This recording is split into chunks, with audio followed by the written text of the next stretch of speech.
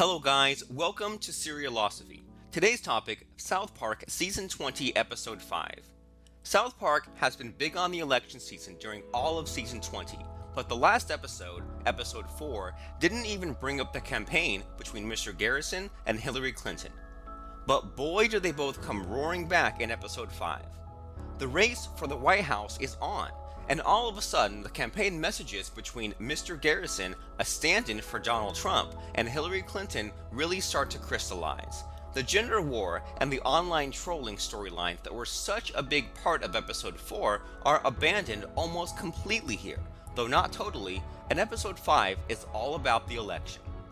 This episode opens up with Cartman and Heidi trying to bring peace between the boys and the girls, looking for ways to work with Denmark and the trolling problem that has been plaguing the world at large. Cartman and his storyline feels a little bit tired and a little bit weak through the first 4 episodes or so, but here it gets a big bump and is part of the funniest chunk of storytelling that Season 20 has to offer.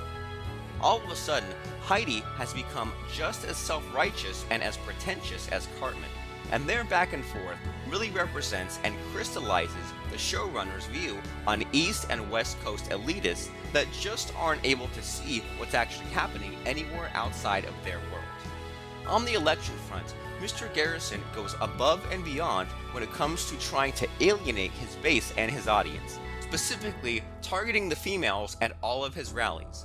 But all it does is pump the attendees off and get them even more excited for trying to swing Mr. Garrison and his rebellious ways into the White House. Highlighting the hypocrisy of those that have been on both sides of this election season, Hillary Clinton also appeals very robotically to her base and gets the exact same kind of response from the audience.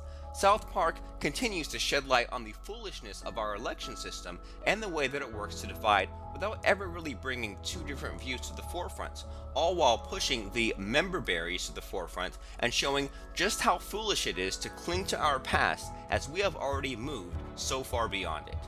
Randy shows up a little bit in this episode, and it's nice to see him once again. As we mentioned before, the adults in South Park have really started to carry the comedy, and the show is better for it. This was Serialosophy. Binge watch your life away.